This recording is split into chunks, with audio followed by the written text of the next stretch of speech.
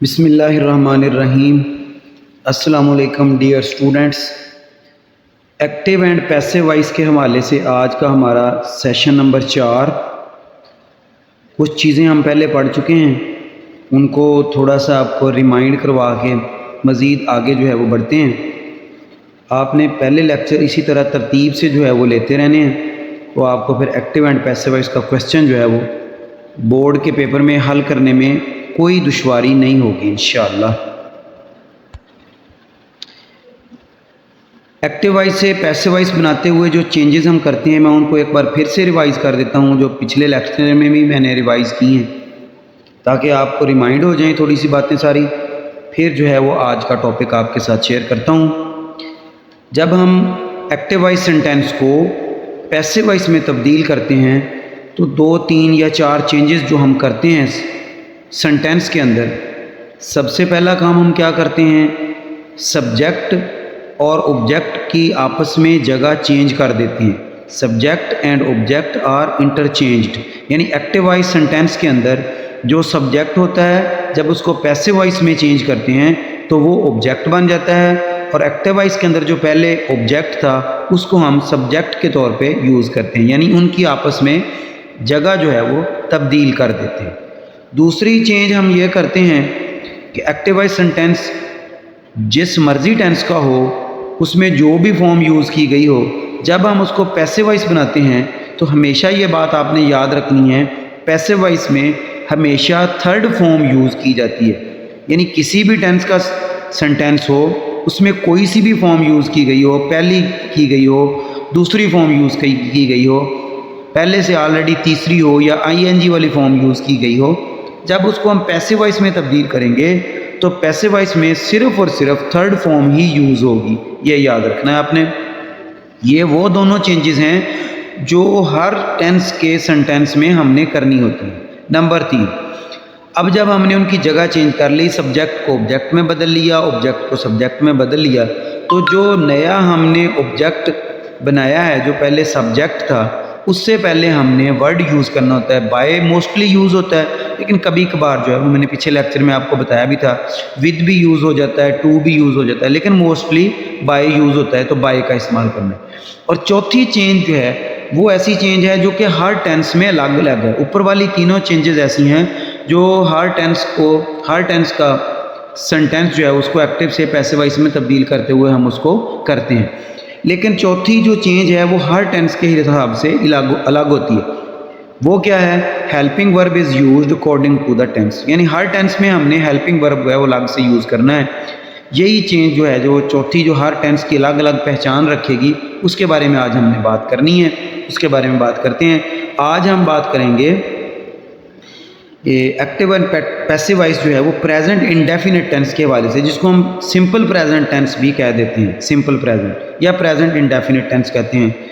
तो उसमें हमारी इंग्लिश में कैसे हमें पता चलेगा ये प्रेजेंट इंडेफिनिट टेंस का सेंटेंस है।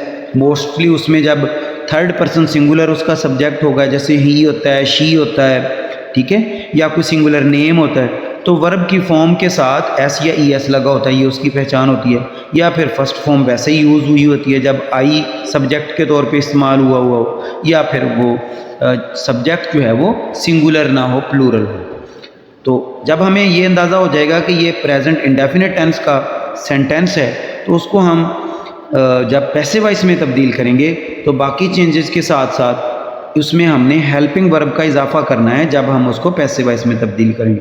यानी बाकी चेंजेस क्या करनी है, जो मैं आपको पिछले स्लाइड में बता चुका हूँ। जगह चेंज कर दी, वर्ब की थर्ड फॉर्म यूज़ कर दी, बाय लगा दिया। हेल्पिंग वर्ब जो यूज़ करना है हमने, वो इस टेंस का अलग होगा बाकी सब टेंसेस से, और वही इस टेंस की पहचान होगा। इसमें हमने हेल्पिंग वर्ब के तौर पे इज़, एम या आर को यूज़ करना है अकॉर्डिंग टू द उसके जो है वो नया जो सब्जेक्ट बनेगा। जो पहले ऑब्जेक्ट था, अब जब वो सब्जेक्ट बनेगा तो उसके हिसाब से, अगर वो सिंगुलर है तो इज़ का इस्तेमाल करेंगे, प्लूरल है तो आर का इस्तेमाल करेंगे, और अगर आई है तो फिर एम का इस्तेमाल करेंगे। यहाँ कुछ सेंटेंसेस मैंने आपके सामने स्लाइड में लिखे हुए हैं, देखिए आप इनको, मैं आपको पढ़ के सुना देता हूँ कि ये कैसे बने। पहला सेंटेंस है शी लाइक्स एप्पल्स। इसमें 3 ही वर्ड हैं। शी सब्जेक्ट है, लाइक्स वर्ब है, और एप्पल्स ऑब्जेक्ट है। अब उस रूल के मुताबिक हमने जगह उनकी चेंज कर दी। एप्पल्स जो पहले ऑब्जेक्ट था अब सब्जेक्ट बन गया। इसी के हिसाब से हमने, चूँकि ये प्लूरल था इसलिए हमने आर का इस्तेमाल किया। कौन से 3 हमने यूज़ करने हैं? इज़, एम और आर। तो जमा के लिए आर इस्तेमाल किया, फॉर्म लाइक से लाइक्ड हो गई, बाय का इस्तेमाल किया और शी जो है वो चेंज होके हर में आ गया। जो पहले सब्जेक्ट था वो ऑब्जेक्ट बन गया। तो जुमला तब्दील हुआ, apples are liked by her. इसी तरह अगला sentence, the mother loves the children. The mother इसमें सब्जेक्ट हो गया, लव्स इसमें वर्ब हो गया और द चिल्ड्रन ऑब्जेक्ट है। अब पैसिव वॉइस में क्या होगा? द चिल्ड्रन सब्जेक्ट बन जाएगा। उसके हिसाब से हम हेल्पिंग वर्ब यूज़ करेंगे इज़, एम या आर में से, और उसके बाद जो है वो थर्ड फॉर्म यूज़ करेंगे और उसके बाद बाय लगाएंगे। और फिर द मदर जो पहले सेंटेंस में एक्टिव वॉइस वाली साइड पे सब्जेक्ट था अब ऑब्जेक्ट बन जाएगा। द चिल्ड्रन जमा था, आर लगा, लव्स की थर्ड फॉर्म लव्ड, बाय लगा और the mother. The children are loved by the mother. अगला sentence, they buy a house. A house is, house singular था, इज़ लगा, बाय की थर्ड फॉर्म बॉट, बाय लगाया हमने और दे चेंज होके देम में। A house is bought by them. इसी तरह I eat food. I eat food, food जो पहले ऑब्जेक्ट था अब सब्जेक्ट बन गया। फूड इज़, ईट की थर्ड फॉर्म ईटन, बाय लगाया और आई चेंज होके मी में। फूड इज़ ईटन बाय मी। और लास्ट सेंटेंस है हमारा, ही drives a car. He subject है इसमें, ड्राइव्स वर्ब है और अ कार जो है ये ऑब्जेक्ट है। अब अ कार जो पहले ऑब्जेक्ट था अब सब्जेक्ट बन जाएगा। अ कार सिंगुलर है तो इज़ लगाया हमने। अ कार इज़, ड्राइव की third form driven, a car is driven, by लगाया और ही चेंज कर दिया हिम में। A car is driven by him. ये आज का हमारा जो सेशन था वो था active and passive voice present indefinite tense के हवाले से। इसमें हमने ये सीखा कि प्रेजेंट इंडेफिनिट टेंस में जब हम एक्टिव वॉइस से पैसिव वॉइस बनाएंगे तो हम हेल्पिंग वर्ब यूज़ करेंगे, बाकी चेंजेस के साथ साथ इज़, एम और आर का इस्तेमाल करेंगे अकॉर्डिंग टू द सब्जेक्ट। इसको आपने याद रखना है।